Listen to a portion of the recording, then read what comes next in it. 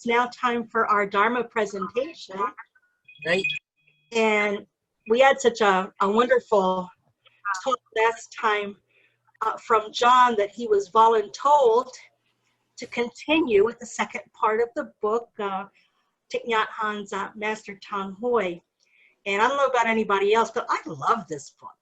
So I'm really looking forward to what John has to say today. So John?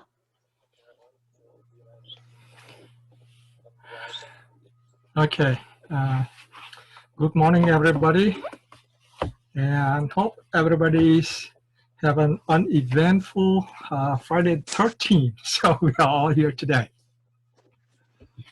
Actually, I'm glad that I was voluntold to present this book because I think that initially Master Nhat Hanh intentionally had this for the Vietnamese audience, but Sister Isabel was so impressed with the content, so she translated into English so that all of us can enjoy.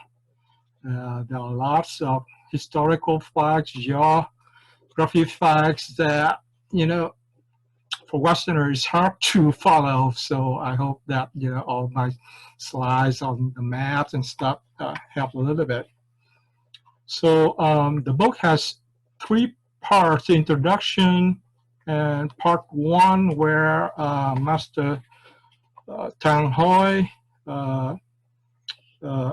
wrote the preface on the collection of the 6 parameters, the way of realizing meditation. So those first 2 parts we covered last time. And this time we'll continue on to the second part where he wrote a preface to the Anapanasmriti Sutra. So in this one, let me see. So in this section, basically, he wrote a comment on the translation of the sutra. The sutra was translated by An Shi Yao together with one of his disciples, Chen Hui. So Chen Hui wrote the commentaries and then asked Master Tang Hoi to write the preface. So this section is about the preface that Master Tang Hoi wrote on the translated version of the Anapanasmriti Sutra. So from the title, I think this is the Sanskrit word. Anapana is awareness. And the suffix nu, I don't know whether it's a suffix to Anapana, it could be a prefix to Smriti. But that is the kind of qualifying adjective to saying that it not just awareness, but awareness with some sort of concentration.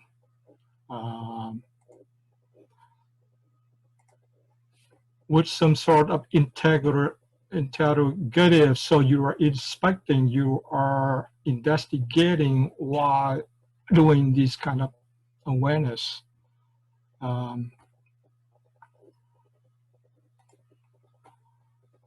So in the first part, so basically he cited the reason that we should do breathing meditations. And then he go on briefly describe the process of meditation and then close at the end, citing the merits of the translator An Shi Yao and Chen Hui, who wrote the commentations of all the merits that they have done. So through the first 2 parts, we learned that these 3 in Zhuzhou, they are with Master Tang Hoi. Master An Shi Yao translated quite a number of sutras into Chinese at the time. So in the first section, while he cited the reasons is that because we have six senses and there are input from those six senses, and those are influenced, by our past karma, by our past experience, so they're not pure. So we should contemplate on those and filters those out. So that's what he mentioned. There are six kinds of mindfulness breathing to pay attention and filter out all the unwholesome things that are input from those six senses. So he mentioned that the mind, which is the hardest thing to contemplate because it cannot be seen, it cannot be heard through our regular five senses.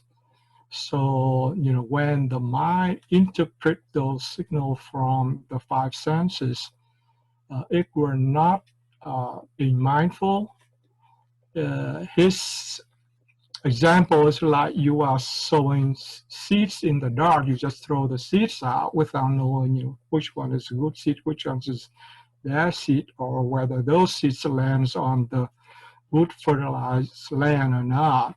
So it's similar to the inputs we take into our mind.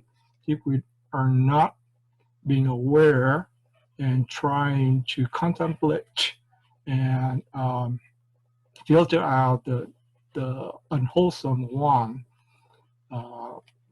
then we should do that during our breathing meditation. So he also mentioned that in a snap of a finger, there are like 960 unwholesome thoughts could happen. And if you sum those up into a day, there are a total of 1,300,000 of 1.3 million thousands thought moments that are unwholesome. So this concept is also slightly advanced. We saw this when we studied the Abhidharma thought moments. Many of those thoughts happen within a snap of a finger. So this kind of shows that he has a fairly advanced knowledge in understanding how the mind works.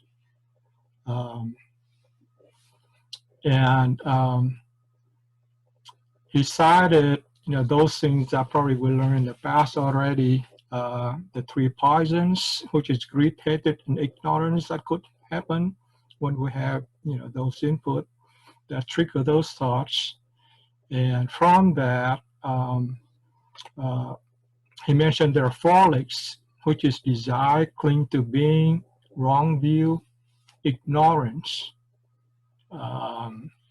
So when I read through this, it's kind of similar, not quite word to word, but similar to the feathers that later on probably they'll get more organized. So during the meditation process, basically we try to eliminate those feathers, and there's a lower five and the upper five. So this kind of four legs, kind of similar to those we try to eliminate during our meditation process. And during those process, he mentioned the same five hindrances that we learned during the meditation process: sloth and torpor, doubt, restlessness, ill will, sensual desires. So we have to step through and eliminate those unwholesome state of mind before we can get to the one-pointedness concentration. And by doing so, we also get rid of what he mentioned, the sixth dark path, which is mental formation of selfishness, hammering, anger, hypocrisy, flattery, and ignorance. So those are the state of mind resulting if we're not being mindful and not aware of those unwholesome thoughts that are happening. And then he going on to describe the meditation process.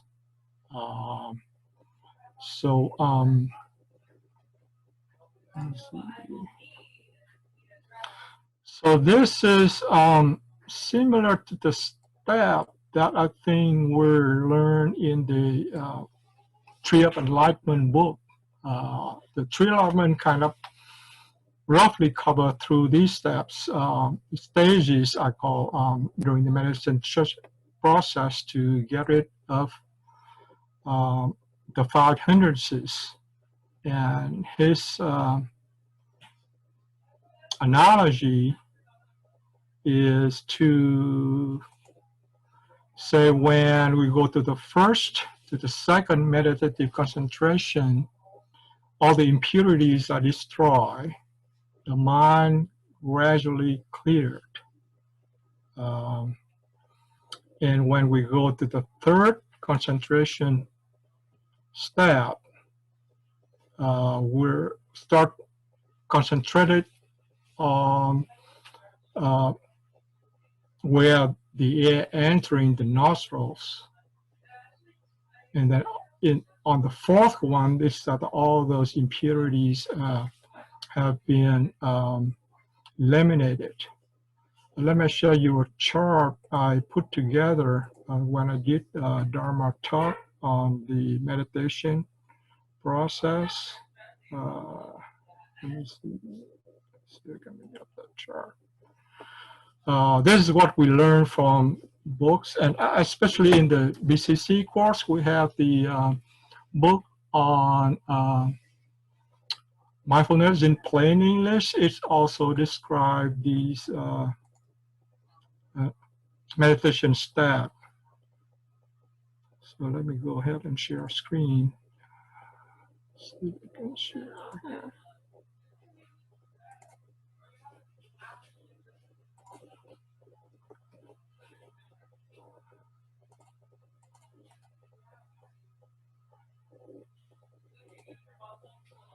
Okay, so the way it's described, I think he describing these stages going to the one-pointedness, total concentration. But I think it could be in the past, people mind are simple, so it's real easy to get the mind straight to the sustained application. So what I understand is what he described as the first stage is this one we call the second step already, sustained application, where we have eliminated sloth, torpor, and doubt. And from there, we proper have fairly concentration. So the next step is to eliminate restlessness when we have all other random thoughts that are coming in. So we try to just acknowledge, let them go, don't try to attach to them, don't try to follow them. It might, spun up other thoughts. So in this step, once we be able to let all of them go and our mind quiet down, we go to the state of rapture or joy. I think these are the corresponding Pali word for those. Piti is a state of rapture and joy. And then at this state, all the things that we're averse to start to appear, once our mind quiet down. So we have to work on those. And once we're able to eliminate those aversion thoughts and our mind further quieted down, we advance to this of sukha, which is kind of mental bliss state. In this state, because we don't have any aversion, but we still have attachment to the feeling being happy, feeling joy in this state. So before we can get to the final one-pointedness concentration, we have to eliminate, let go of the attachment to this physical or mental joy. So once we be able to do that, we'll be able to get to the one-pointedness concentration. I think meditation, jhanas is the Pali word for meditation, and we have in Sanskrit dhyana, in Chinese Chan, Vietnamese Thiam, and in Japanese Jan. So this is one of the charts I shared during one of my Dharma talk to our local group.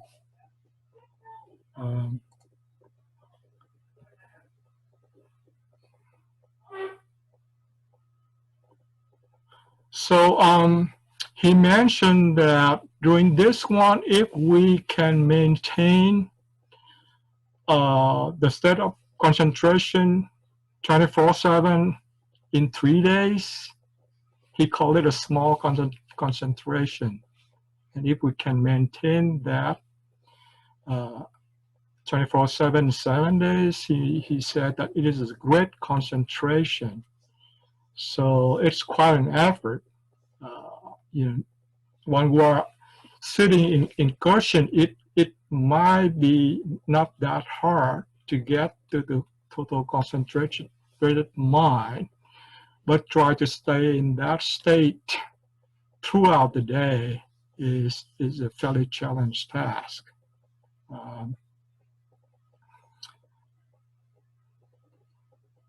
So one thing I'm a little puzzled of the terminology he used, the similar terminology he used in the first part. He mentioned the first meditative concentration, the second, but the way he described here, it looks more to me like the stages to the first jhana, the first concentrations.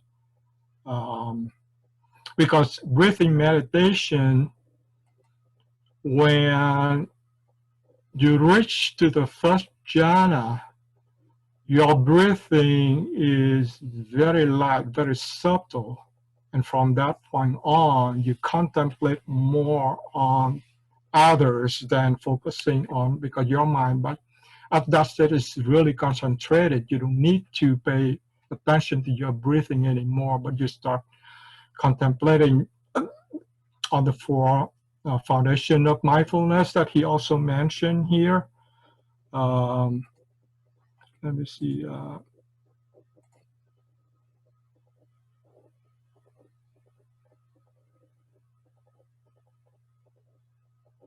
Okay, so he mentioned that through the next part, which is the 16 breathing method.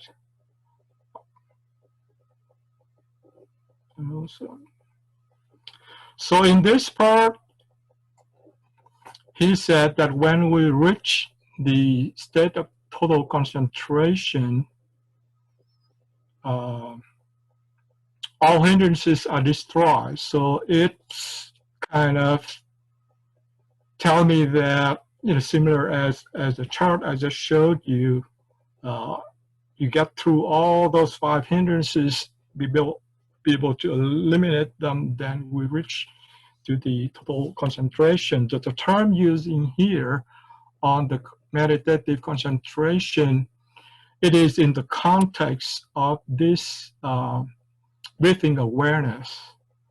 In part 1, he used the same term, first, second, third, and fourth meditative concentration.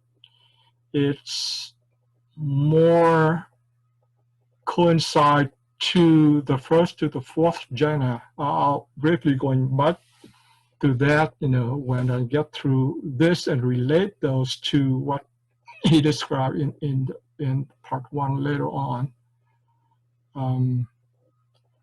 So he said that when we reach that state, unwholesome obstructions are like dirt and mud sticking on the clear mirror are wiped out. So our minds are clear. It reflects whatever, just like a mirror reflecting the sky.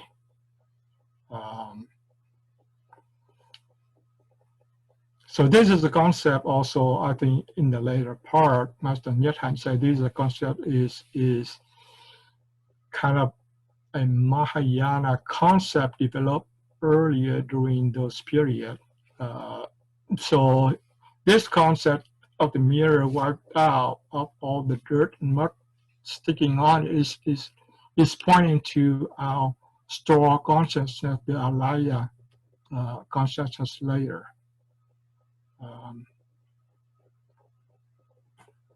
Let's see.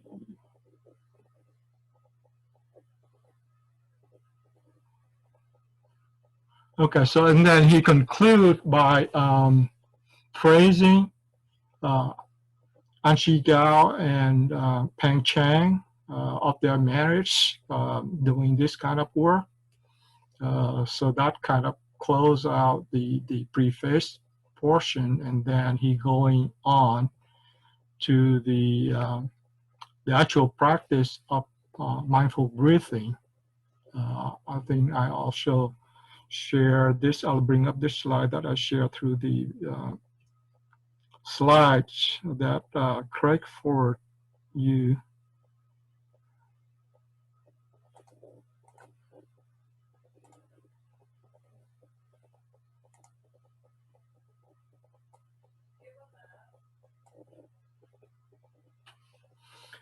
Okay, so he described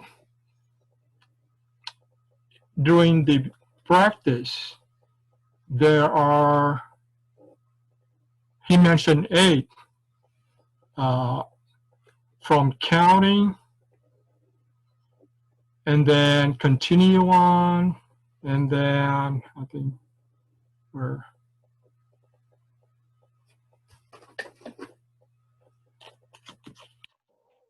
open the book, that part.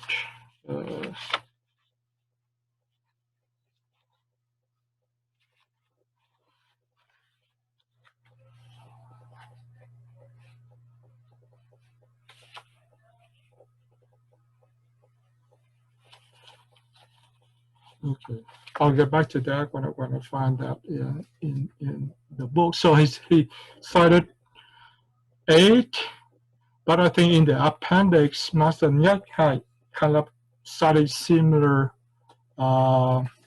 6.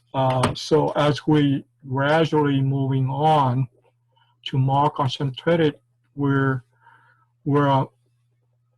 starting not focusing too much on the breathing, but about our feeling, about other things that when I list here, this is the 16 breathing pattern that we should be aware when we practice meditation. So when we're breathing in or out, we pay attention to whether the breathing is long or short, all these. But when I'm going through these, it actually embodied the 4 foundation of awareness, or awareness of the body, whether through our breathing long or short.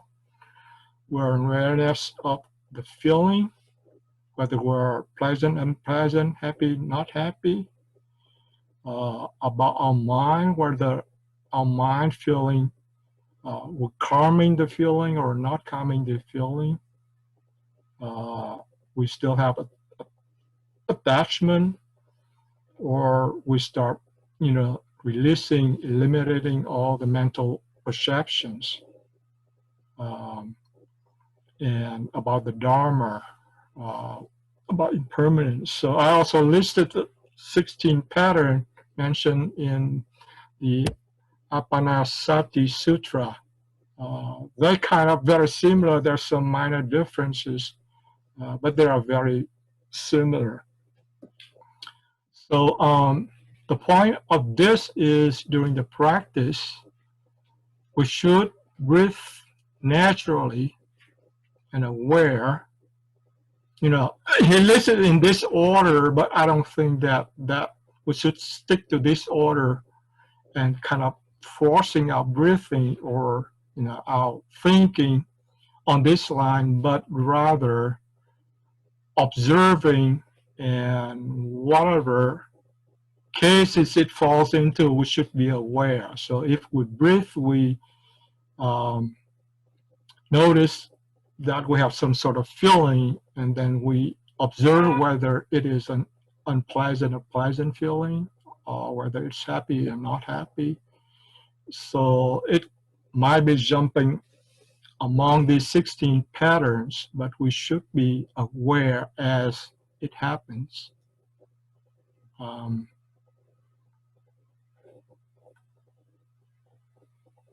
so let me see.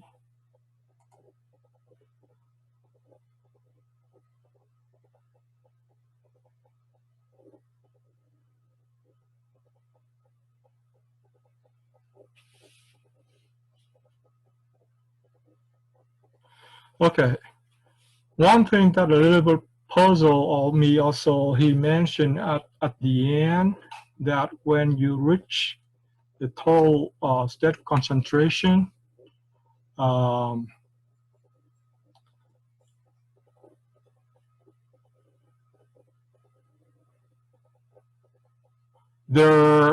he mentioned some of the what we call the spiritual power that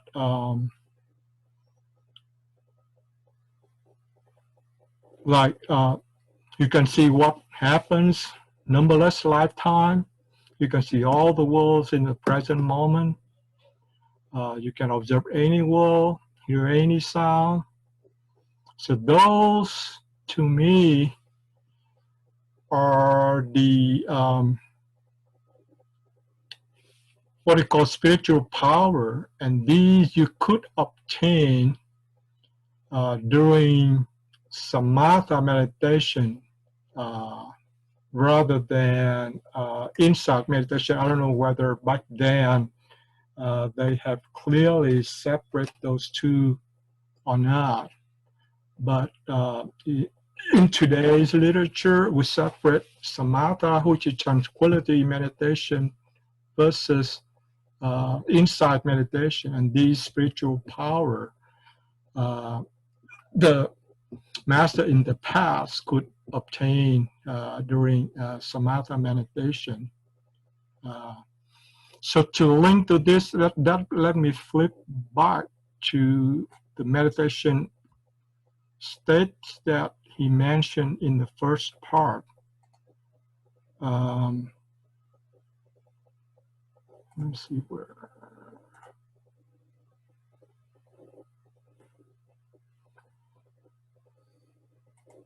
Okay, let me share.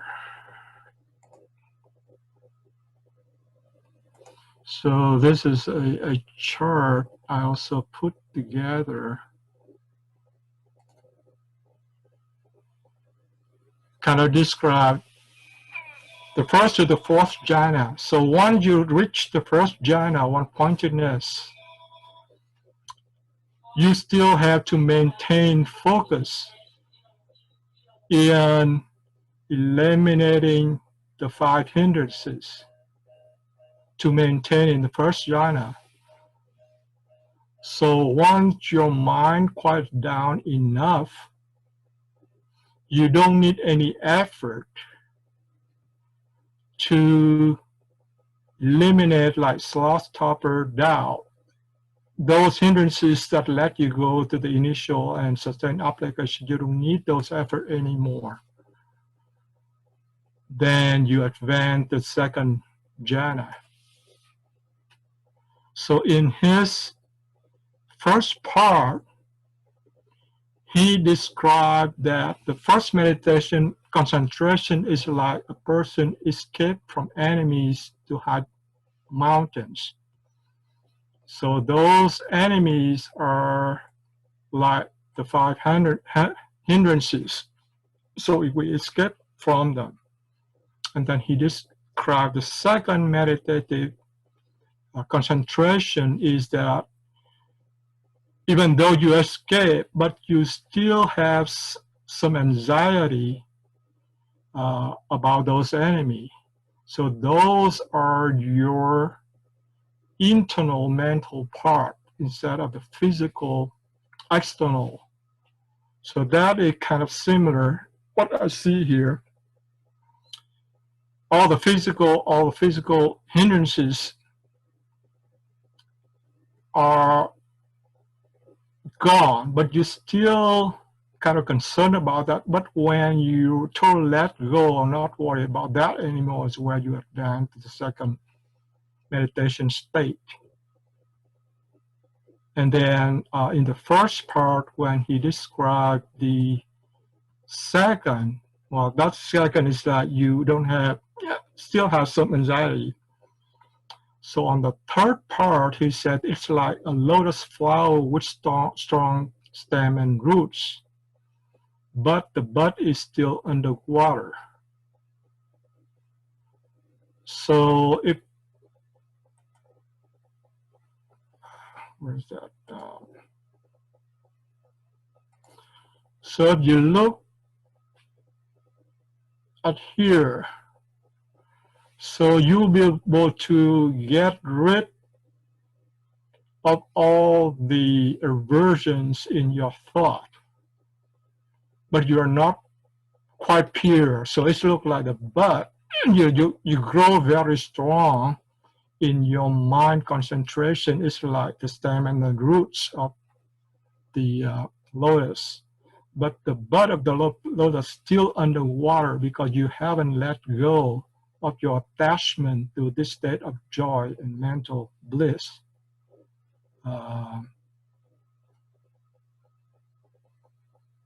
And then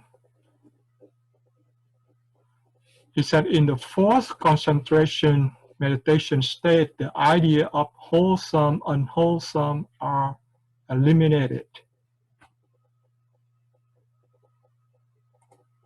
So for me, it looks like when you go to the third jhana, the unwholesome, which are the aversions, the things, ill will, are eliminated, but the attachment still there. When you let go of also the attachment, so all the wholesome, unwholesome are gone. You don't attach to either of them anymore. You advance to the fourth jhana state, and in this state is where your mind is in total equanimity. You don't see differences between wholesome and unwholesome. You're in that state. So so I think that in the first part, in the context of that, the term meditative concentration is different. That actually describe the what we learn now as a first to the fourth jhana versus in this breathing meditation is more focused on the steps to the total concentration states. And on the part about the supernatural capability, let me see here. So in the Past Sutra, you have seen some of the disciple of the Buddha has some, especially Moggallana. He has some of the supernatural kind of power we call spiritual power, but I think this is more of the mental state than actually physical spiritual power. So let me share this slide so that we kind of have some understanding.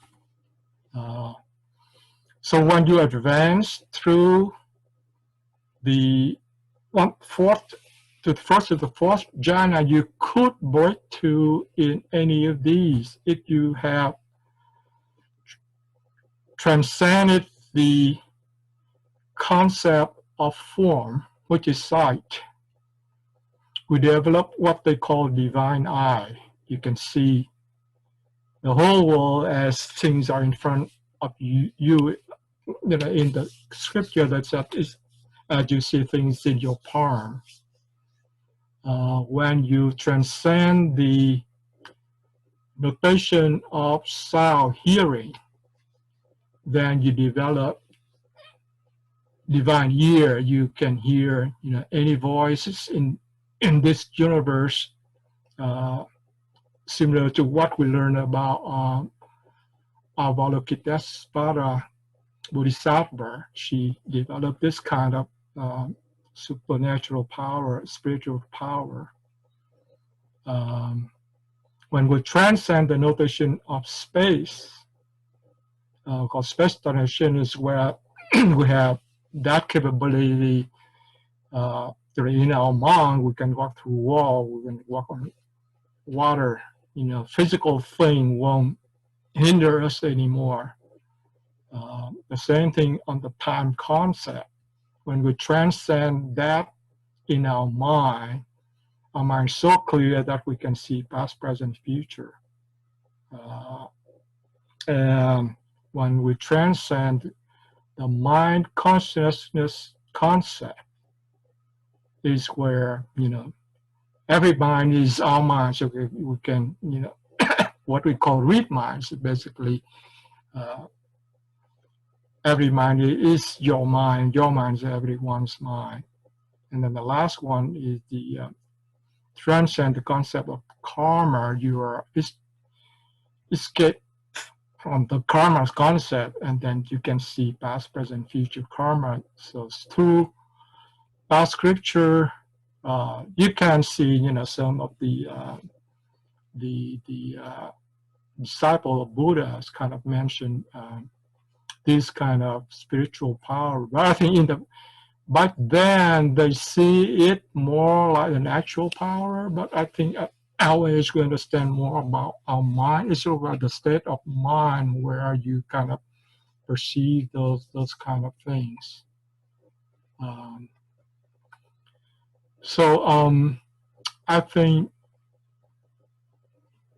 so. After the second part where he described the detail about the 16 patterns of breathing, that helps us to go through the steps of breathing meditation to get to reach the total concentrated state, is where the focus of this Apana Nu Smriti Sutra is. So he's kind of summarized those in his preface. So the next two sections, I think it's more comment on Master Nhat Hanh to cite out from this reading that Master Tang Hoi, even though during his time is more of the traditional Theravada teaching, but his teaching is more toward Mahayana concepts. So he cited, like I said earlier, when he says that the mind is like a mirror wiped out of dust and mud when we reach the concentrated state. So this is the concept of the store of consciousness, the alaya later we call in today. And he also cited in the fact like when we meditate on our own body, observe all impurities, we see clearly every pores of our skin. So this is a concept we see in Avatamsaka Sutra, which is the Mahayana Sutra appear much later on. Or look deeply, seeing numberless lifetimes before, and can also see all the worlds in the present moment. You can see Buddhas giving teaching. So we know that in Theravada or traditional tradition, they recognize only the historical Buddha, and that is the only Buddha. they recognize only our solar system.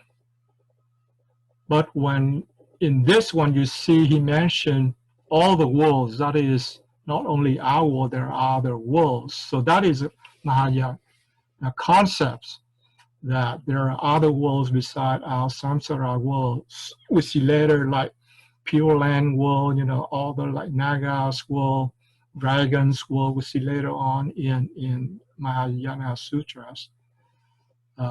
Also, he mentioned Buddhas in the plural form, which also Mahayana concepts. They're not historical Buddhas only in this world, but there are Buddhas in other worlds.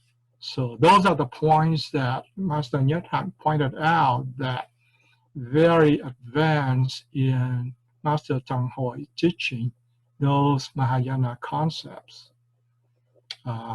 So the next part is talking about the psychological basis of Master Tang Hoi teaching. So this is also another advanced concept in Mahayana teaching about seeing the six senses, the six objects, and the consciousness caused by the inputs of those six objects into the six senses. So these kind of psychological view of the Mahayana to how our brain works. And also, he mentioned the term great vehicle. This is also the term we start seeing in like the Lotus Sutra.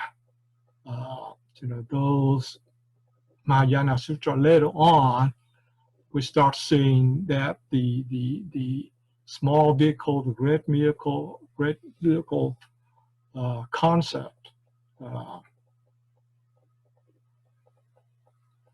And then he also cited that Master Tang Hoi mentioned during the concentration step, there is not a single phenomena, even the subtlest, that is not accepted by the mind. So this is an indication that he has concept of the consciousness of the store consciousnesses that store everything as a result of those consciousnesses caused by the six objects contacting with the six sense organs, and it registers into the store consciousness. This is also the Mahayana concept. And also I mentioned earlier that the thing about there are like 960 unwholesome thoughts during a snap of the finger, 1.3 millions during the whole day. Those are the concepts we see in the Abhidharma Sutra later on, and they're also showing the way we analyze how our brain works. So that the next two parts, not much about teaching, but focus more about the Mahayana teaching embedded in the way that Master Tang Hoi teaching his disciples about meditation. So that concludes the second part. I mentioned a little bit about the appendix. So basically, it's more like references in today's world where he cited materials he used to back up his argument during the first three parts for his comments on various sections. He mentioned the book Dispelling Doubts by Mozi during that time, because this shows that during that time, Buddhism entering China encountered much difficulty because, the Taoism and Confucian has been established in China. They have to overcome that, and it shows in the challenge of Master Tang Hoi got when he tried to move to Jiane, where it's close to Jiaoji. So this is kind of cited that Buddhism goes to the southern part, the area where the Vietnamese people live back there more easily than going to the central China area. Also in the biography of high monks. So these are the documentation, I guess, all the Zen master kept and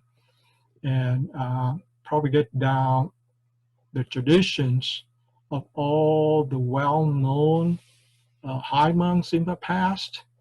And in those, there are many references to Master Tang Hoi, his life, and as being cited in the introductory section. I think it's interesting. I think you should read the excerpts on the challenge between the Ronggu King and Master Tang Hoi. Is kind of interesting during that conversation. So the other in the appendix is the various meditation school in Vietnam. So it mainly references the biography of the high monks and the flowers in the garden of meditation. Those two references. There are more cited things about references refer back to Master Tang Hoi during that period from 2 to 300 CE. And the last one is the conversation of Master Tong Bian. He's the national Buddhist master of the country at that time. So there's a conversation between him and the princess. The princess, curious about the various Buddhist traditions lines in Vietnam back then, and then he explained their various ways, and he clearly saying that Master Tang Hoi is one of the master during those periods that are many followers that learning his teaching. So these are kind of a reference more to enforce all the reasoning that Master Thich Nhat Hanh brought out, that Master Tang Hoi is indeed the first Zen master teaching meditation in Vietnam, in contrast to the general knowledge that all the Buddhist teaching coming from north through the China path. And not only that, he in his Zen meditation teaching, he's very advanced in all the Mahayana concept, considering his time at those in history. So I think the last time when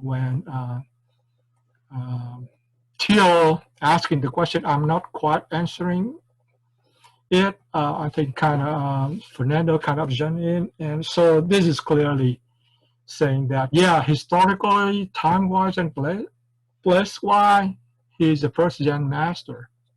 Even though now, in popularity, if you trace some of the well-known masters, or most of the well-known masters nowadays, it normally traces back to the Chinese Zen, especially the Lin Chi lineage.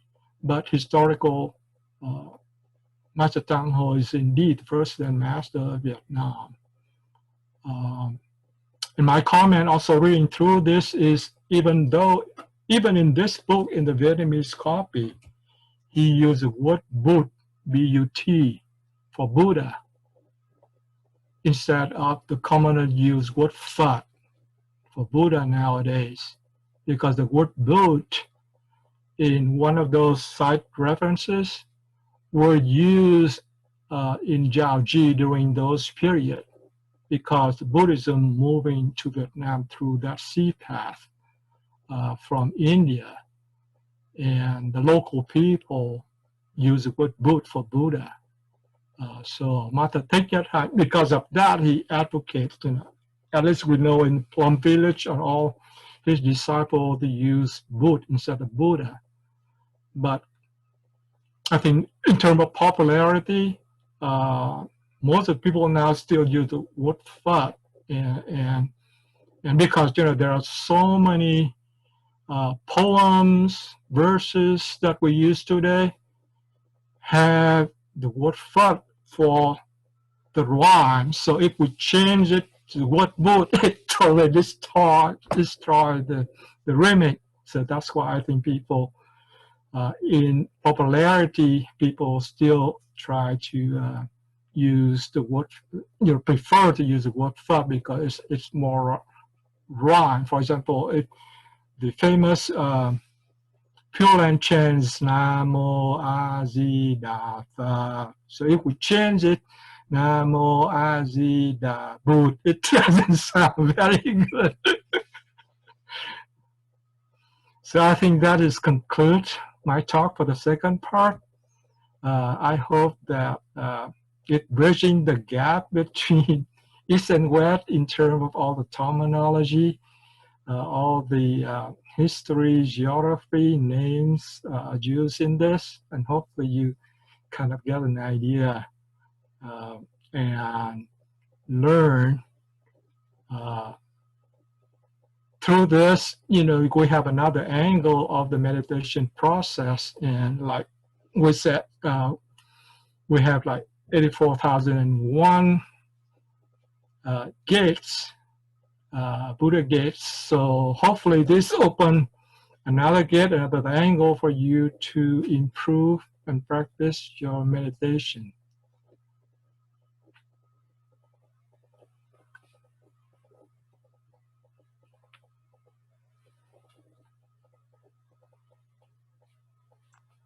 Thank you, John. That was a wonderful, very thorough presentation, and quite rich in information. And thank you for your explanation on meditation and the process of meditation, and how Master Tang Hoi and Thich Nhat Hanh understand the process of the brain function and the mind in regards to the meditated states.